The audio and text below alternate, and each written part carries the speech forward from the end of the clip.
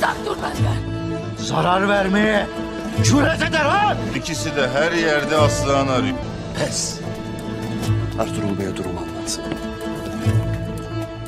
Sen böylersin. Yine öfkeyle hareket edersin.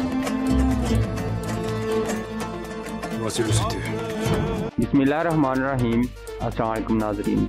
इस किस्त के आगाज में औराल और चोलपन अपने हेमे में सख्त गुस्से में बैठे होते हैं। फिर चोलपन औराल को कहती है, इतने तवील अरसे और दुआओं के बाद खुदा ने हमें एक तोहफा बेटे के तौर पे नवाजा था, उसे भी इन जलील हरामियों ने छीन लिया है। यही नहीं बल्कि उन्होंने हमारा कबीला भी हमसे छीन लिया। फिर औराल कहता है, उन्होंने मेरे ही कबीले में मेरे साथ खेल खेला है, अब मैं उनसे इंतकाम लूंगा। उन्हें अब इस सब की कीमत अदा करनी होगी। अब ना तो मेरे बेटे की मौत रहेगां जाएगी और ना ही मेरे बाबा की। बाबा के बाद मेरा ये हक है कि मैं इस कबीले की सरदारी करूँ। फिर चोलपन कहती है, इस सब के पीछे अमीर सातीन का हाथ है। और कहता है, मैं सब जानता हूँ चोलपन, उसने मुझे इस्तेमाल किया है और अब सबसे पहले मैं उसी से ही हिसाब लूंगा। ये कहकर औराल हेमे से बाहर चला जाता है। उधर सातीन अपने हेमे में बैठा एक खंजर तैयार कर रहा होता है। औराल उसके हेमे में पहुंच जाता है। सातीन उसे देखकर कहता है, आओ बैठो औराल। फिर औराल रंजीदा अंदाज में मुंह लटकाए बैठ जाता है, जिसे देखकर सातीन कहता है, मैं जानता हूँ तुम्हारी शक्ल क्यों उतरी हुई है, लेकिन मैं ये भी जानता हूँ कि तुम्हारा अब तक सर क्यों नहीं कलम हुआ। फिर औराल कहता है, मैं जानता हूँ मैं जिंदा सलामत हूँ, लेकिन मेरी इज्जत तार तार हो चुकी है। सातीन कहता है, इज्जत तुम दोबारा हासिल कर सकते हो, लेकिन जिंदगी नहीं, क्योंकि इज्जत से पहले जिंदगी आती है। और ये जान लो कि अगर अलियार सरदार न बनता तो आज तुम जिंदा ना होते। औराल कहता है, इसका मतलब ये हुआ कि आप भी इस खेल का हिस्सा बने हैं। आपने मुझे हरा दिया है अमीर हजरत, आपने मेरी जिंदगी बचाई है, लेकिन मुझे इसकी परवाह नहीं, क्योंकि जिंदगी इज्जत के बगैर मेरे लिए एक बोझ है। फिर सातीन कहता है, तुम्हारा बोझ हल्का हो जाएगा औराल, तुम्हें सब्र से काम लेना होगा और अपने अंदर भरे गुस्से पर काबू रखो। तुम्हें क्या लगता है कि मैं ये अजीम चावदार कबीला अलियार के हाथ में रहने दूंगा? अब मेरी बात गौर से सुनो। जब मैं कोनिया से वापस आऊंगा तो तुम मुझे ये खबर सुनाओगे कि अलियार की बदकिस्मती से मौत हो गई है, लेकिन किसी को कानो कान खबर नहीं होनी चाहिए कि तुमने उसको कत्ल किया है। मेरी बात समझ आ रही है तुम्हें? फिर औराल पूछता है, ये कैसे होगा? सातीन कहता है, ये तुम्हारा काम है, तुम जानो कैसे करना है। औराल कहता है, ठीक है मेरे हजरत, लोगों को वही मिलेगा जिसका वो हक रखते हैं। ये कहकर औराल वहाँ से उठकर चला जाता है। उधर बतूहान इस्लेहान को गार में अपनी बातों के सांचे में डाल रहा होता है। फिर इस्लेहान कहती है, तुमने मुझे अगवा किया है और अब मुझसे चाह रहे हो कि मैं तुम पे एतमाद कर लूं। बतूहान कहता है, मेरी बात मान लो, और उसे कहता है, तुम मेरी बीवी बन जाओ, इस तरह मैं चावदार कबीले का सरदार बन जाऊंगा। इस्लेहान कहती है, तुम एक फरेबी इंसान हो बतूहान, और अब तुम्हारी अक्ल पर पर्दा पड़ चुका है, मैं तुम्हारी बीवी कभी नहीं बनूंगी। फिर बतूहान इस्लेहान के करीब हो जाता है और ये देखकर इस्लेहान सहम जाती है। बतूहान कहता है, तुम्हें ये नजर नहीं आ रहा कि मैं तुमसे प्यार करता हूँ, तुम ही मेरी बीवी बनोगी। इस्लेहान बतूहान को धिक्का देकर पीछे करती है और कहती है, दूर हट जाओ मुझसे, ऐसा कभी नहीं होगा, मैंने तुम्हें कभी नहीं चाहा, अब तुम्हारे गिने चुने ही दिन रह गए हैं। सिपाही मेरी तलाश में निकल चुके होंगे और जल्द ही वो यहाँ पहुँच जाएंगे। ये सुनकर बतूहान हंसने लगता है और खड़ा होकर कहता है, कोई सिपाही ये जगह तलाश नहीं कर पाएगा। इतने में इस्लेहान एक पत्थर उठाकर खड़ी हो जाती है और मौका मिलते ही बतूहान पर हमला कर देती है। इस तरह बतूहान गिर जाता है, लेकिन चंद लम्हों में ही वो उठकर दोबारा इस्लेहान को पकड़ लेता है और फिर एक जोरदार थप्पड़ मारकर इस्लेहान को गिरा देता है। फिर इसके बाद बतूहान उसकी टांगे और बाजू दोनों बांध देता है और फिर ये कहता है कि मैंने तो तुम पे एतमाद करके नहीं बांधा था, लेकिन तुमने तो मेरी जान लेने की कोशिश की है। ये कहकर बतूहान गार से बाहर चला जाता है। दूसरी तरफ औराल चोलपन के पास अपने हेमे में दोबारा पहुंच जाता है और खुशी से उसे कहता है, मैंने अमीर सातीन से बात कर ली है, वो कबीले की सरदारी अलियार के पास नहीं रहने देंगे और ये सब खेल उन्होंने मुझे बचाने के लिए खेला है। ये सुनने के बाद चोलपन भी खुश हो जाती है और औराल से पूछती है, अब हम क्या करेंगे? फिर औराल कहता है, जब अमीर सातीन कोनिया चले जाएंगे तो पीछे मैं अलियार का कत्ल करवा दूंगा। ये कहकर औराल चोलपन से पूछता है, तुम अकेली क्यों बैठी हो? इस्लेहान कहाँ है? चोलपन कहती है, वो काफी वक्त से यहाँ नहीं आई, अब मैंने एक औरत को भेजा है उसे ढूंढने के लिए। इतने में एक औरत हेमे में आकर कहती है, मैंने इस्लेहान को चारों तरफ देखा है, लेकिन मुझे वो कहीं नहीं मिली। ये बात सुनकर वो दोनों हैरत में पड़ जाते हैं, जिसके बाद औराल उठकर बाहर चला जाता है। इसी दौरान अर्तुरुल सातीन के हेमे में पहुंच जाता है और वहां जाकर कहता है, मैं आपसे एक अहम मसले पर बात करना चाहता हूं। सातीन कहता है, आओ बैठो अर्तुरुल। बैठने के बाद अर्तुरुल कहता है, सबसे पहले मैं आपका शुक्रिया अदा करता हूं कि आपने अपना वादा पूरा किया है। फिर सातीन कहता है, जब मैं वादा करता हूं तो मैं उसको पूरा करता हूं। अब आप मुझे वो अहम मसला बताओ जिसके बारे में आप बात करने के लिए आए हो। अर्तुरुल कहता है, बिजंतीन वालों को रोकने के लिए हमें चाहिए कि हम तमाम तुर्क कबीलों का आपस में इत्तेहाद यकीनी बनाएं। इसी सिलसिले में मैं चाहता हूं कि आपकी मदद से हम तमाम तुर्क कबीलों के सरदारों को बुलाएं और एक मुलाकात करें। ये सुनकर सातीन कहता है, बहुत खूब अर्तुगरुल, मुझे भी लगता है कि ये सही वक्त है ऐसा करने के लिए। अब आप तमाम तुर्क कबीलों को पैगाम भिजवा दो। फिर अर्तुगरुल उठकर जाने लगता है तो सातीन उसे रोक लेता है। सातीन कहता है, इससे पहले आपने मुझ पर कभी एतमाद नहीं किया, लेकिन अब मैं हैरान हूँ कि अब ऐसा क्या हुआ है जिसकी वजह से आपका जहन तब्दील हो गया है अर्तुगरुल बे। अर्तुगरुल जवाब देता है, मेरी दोस्ती और दुश्मनी अल्लाह को खुश करने के लिए होती है अमीर हजरत। हर वो इंसान जो अल्लाह की राह पे चलता है वो मेरा दोस्त है। ये कहने के बाद अर्तुगरुल वहाँ से चला जाता है। उधर कराचेसर किले में बतूहान पहुँच जाता है, जिसको देखकर दुमरुल परेशान हो जाता है। फिर दुमरुल उसका पीछा करता है, जिसके बाद वो देखता है कि बतूहान गवर्नर के किले में दाखिल हो जाता है। दुमरुल हैरान होकर कहता है, ये जलील इंसान यहाँ क्या कर रहा है। फिर दुमरुल वापस अपनी दुकान की तरफ चल पड़ता है। फिर किले के अंदर एक सिपाही आकर वसूलियस को कहता है, जनाब आपसे एक तुर्क आदमी बतूहान मिलने के लिए आया है। वसूलियस सिपाही को कहता है, भेजो उसे। बतूहान अंदर आ जाता है और आकर वसूलियस से कहता है, मैं आपसे एक जरूरी बात करना चाहता हूँ गवर्नर वसूलियस। वसूलियस उसे अपने करीब बुलाता है और कहता है, बताओ मुझे क्या बात है। बतूहान करीब आकर कहता है, आपको लाजमी ये मालूम हो गया होगा कि अर्तुगरुल और अलियार का इत्तेहाद कायम हो गया है और यकीनन आप ये नहीं चाहते होंगे और मैं ये इत्तेहाद तबाह कर सकता हूँ। वसूलियस बतूहान की बात सुनकर हैरान हो जाता है और पूछता है, कैसे। बतूहान कहता है, सबसे पहले मैं ओराल का कत्ल करूंगा और चावदार कबीले का सरदार बन जाऊंगा। वसूलियस कहता है, बैठकर मुझे अपना तफसील से मंसूबा बताओ। इसी दौरान चावदार कबीले में सातीन अलियार के पास जाता है और उसे तोहफे में एक खंजर पेश करता है और फिर अलियार से मुखातिब होकर कहता है, ये खुद खंजर मैंने आपके लिए तैयार किया है अलियार बे। अलियार खंजर उठाकर देखता है और फिर सातीन का शुक्रिया अदा करता है। इसके बाद सातीन अलियार से कहता है, मैंने सरदारी का मसला हल कर दिया है, अब मुझे इस्लेहान से शादी कर लेनी चाहिए। अलियार कहता है, इंशाअल्लाह मेरे हजरत। इतने में ओराल भी वहाँ आ जाता है और फिर उन दोनों को बताता है कि इस्लेहान सुबह से गायब है। ये सुनकर वो दोनों परेशान हो जाते हैं। फिर ओराल अलियार से मुखातिब होकर कहता है, तुम्हारी सरदारी के पहले ही दिन हमारी बहन गायब हो गई है और तुम्हें इस बारे में इल्म ही नहीं है। ये सुनकर अलियार कहता है, बजाय जाती मसलों में उलझने के पहले हमें उन्हें ढूंढना चाहिए। फिर सातीन कहता है, अलियार वे सही कह रहे हैं, इस्लेहान एक अक्लमंद खातून है, लाजमी उसके पास कोई वजह होगी यहाँ से जाने की। फिर अलियार कुतलुजा को हुक्म देता है कि फौरन जाओ और हर किसी से मालूम करो। उधर बतूहान वसूलियस को कहता है, चावदार कबीले के ज्यादातर सिपाही मेरे हुक्म के पाबंद है, मैं एक जाल में ओराल और अलियार को फंसाकर दोनों को खत्म कर दूंगा। फिर वसूलियस पूछता है, ये तुम कैसे करोगे। बतूहान कहता है, उन दोनों की बहन मेरे पास है, वो हर तरफ उसको ढूंढ रहे होंगे। वसूलियस कहता है, तो तुमने अमीर सातीन की मंगेतर को अगवा कर लिया है। बतूहान कहता है, मैंने उसे अगवा नहीं किया, वो मुझसे प्यार करती है। ओराल जबरदस्ती उसकी शादी अमीर सातीन से कराना चाहता है, इसलिए इस्लेहान वहाँ से भागकर मेरे पास आ गई है। लेकिन अब हर कोई ये समझ रहा है कि वो अगवा हो गई है। अब मैं अपने आदमियों से ओराल और अलियार की तरफ एक खबर भिजवाऊंगा कि एक जगह इस्लेहान का निशान मिल गया है। इस तरह वो दोनों मेरे बिछाए जाल की तरफ आ जाएंगे और उनके साथ आने वाले सिपाही बगाए के आदमी होंगे और बगाए मेरे लिए काम करता है। ये सुनकर वसूलियस कहता है, बहुत खूब, तुम्हारे मंसूबे ने मुझे बहुत मुतासिर किया है। फिर वसूलियस पूछता है, तुम्हें इस काम में मेरी क्या जरूरत है। बतूहान कहता है, बगाए इस काम के लिए मुझसे सोना मांगेगा, इसलिए मैं चाहता हूँ कि आप मुझे उधार के तौर पर कुछ सोना दे दो और मैं इसके बदले आपको अलियार और ओराल का साथ दूंगा। ये सुनकर वसूलियस हंसने लगता है और फिर पूछता है, तुम उधार कैसे वापस करोगे। फिर बतूहान कहता है, मैं अर्तुगरुल की सोने की कान से सोना निकाल कर आपको वापस करूंगा। फिर वसूलियस कहता है, कहाँ है वो सोने की कान। बतूहान कहता है, ये एक लंबी कहानी है जो इस वक्त मैं आपको नहीं बता सकता, पहले मैं अपना काम मुकम्मल कर लूँ, जिसके बाद मैं यहाँ पे आऊंगा और फिर आपसे तफसील से बात करूंगा। ये सुनने के बाद वसूलियस खड़ा हो जाता है और सोने की एक पोटली उठाकर बतूहान के सामने फेंक देता है। बतूहान सोना देखकर खुश हो जाता है और पोटली उठाकर बाहर चला जाता है। उसके जाने के बाद वसूलियस अपने कमांडर को बुलाता है और कहता है, फौरन इस आदमी के पीछे अपना एक सिपाही भेज दो। उधर चावदार कबीले में कुतलुजा वापस आता है और आकर कहता है, हमने कबीले की चारों तरफ इस्लेहान को ढूंढा है, लेकिन इस्लेहान खातून कहीं नहीं मिली। बुगाए और उसके आदमी तलाश में लगे हुए हैं। सातीन को पैक कहता है, उनको कहो कि इस्लेहान को तलाश किए बगैर कबीले में वापस मत आए। ये सुनकर कुतलुजा बाहर चला जाता है। फिर अलियार बे कहता है, लाजमी इस्लेहान बहन अगवा हो गई है, इसके अलावा कोई और वजह नहीं हो सकती। सातीन कहता है, कौन ऐसी जुर्रत कर सकता है जो मेरी मंगेतर को अगवा करे। फिर अलियार ओराल से मुखातिब होकर कहता है, बताओ ओराल बे, लाजमी ये आपके किसी दुश्मन का काम है जो आपसे बदला लेना चाहता है। फिर सातीन ओराल से पूछता है, अगर ऐसी कोई बात है तो बता दो, ये वक्त जाती रंजिशों का नहीं है। फिर ओराल कहता है, या तो डाकुओं ने उसे तावान की खातिर अगवा किया है या फिर मेरे सिपाही बतूहान ने उसे मुझसे बदला लेने के लिए अगवा किया है। उधर कई कबीले के मरकजी हेमे में अलियार के चावदार कबीले का सरदार बनने पे सब खुश होते हैं। फिर अर्तुगरुल कहता है, इस खुशी के मौके पे आज रात को हम एक दावत करेंगे और फिर हैमा हनम और हलीमा सुल्तान दावत के एहतमाम की खातिर बाहर चली जाती है। फिर हकीम अर्तुग कहते हैं, अर्तुगरुल बे, हमने कामयाबी के साथ एक और इम्तिहान पास कर लिया है। इसके बाद अलियार कुतलुजा से मुखातिब होकर कहता है, अर्तुगरुल बे की तरफ खबर भिजवाओ और उन्हें तमाम सूरत हाल से आगाह करो। उनसे कहो कि मुझे उनकी मदद की जरूरत है। शायद उनके जंगजुओं ने इस बारे में कुछ देखा हो, और उन्हें ये भी बताओ कि हमें बतूहान पर शक है। इसी दौरान सातीन तनाव की वजह से अपने हेमे में टहल रहा होता है। इतने में एक सिपाही अंदर आता है और खाना लेकर आता है। सातीन उसे देखकर कहता है, ये खाने का वक्त नहीं है बेवकूफ, दफा हो जाओ यहाँ से। फिर ओराल से मुखातिब होकर सातीन कहता है, एक और मसला पैदा हो गया है, वो भी तुम्हारी बेवकूफी की वजह से। ओराल, बतूहान तुम्हारा सिपाही था, तुमने उसको तरबियत दी थी। फिर ओराल कहता है, ये उसकी नाअहली है, मेरी नहीं। हो सकता है कि हकीकत कुछ और हो और बतूहान ने उसको अगवा न किया हो, बल्कि डाकुओं ने उसको अगवा किया हो। फिर सातीन कहता है, अगर इस लिहान को कुछ हुआ तो मेरे सबसे बड़े दुश्मन तुम होगे ओराल। इसके बाद रात को कई कबीले में दावत शुरू हो जाती है। फिर अर्तुगरुल सबसे मुखातिब होकर कहता है, अल्लाह का शुक्र है कि हमने सुकून हासिल कर लिया है। अलियार बे के चावदार कबीले का सरदार बनने पर दोनों कबीलों के दरमियान इत्तेहाद कायम हो गया है और दोनों कबीलों की मुश्किलात खत्म हो गई हैं। अब से दोनों कबीले तमाम मामलात में इकट्ठे होकर चलेंगे। ये कहकर अर्तुगरुल सबको खाना खाने के लिए कहता है। खाना खाने के बाद अर्तुगरुल एक मौसीकार से मुखातिब होकर कहता है, शुरू हो जाओ, और फिर वो महफिल में गाना सुनाना शुरू हो जाता है। इसी दौरान बमसी बहुत मायूस होकर बैठा होता है। इतने में अर्तुगरुल की नजर उस पर पड़ती है और वो तुर्गुत से इसकी वजह मालूम करता है। तुर्गुत बताता है कि ये सब कुछ उस कमीने वसूलियत की वजह से हुआ है। उसने हेलेना को शादी की पेशकश की है।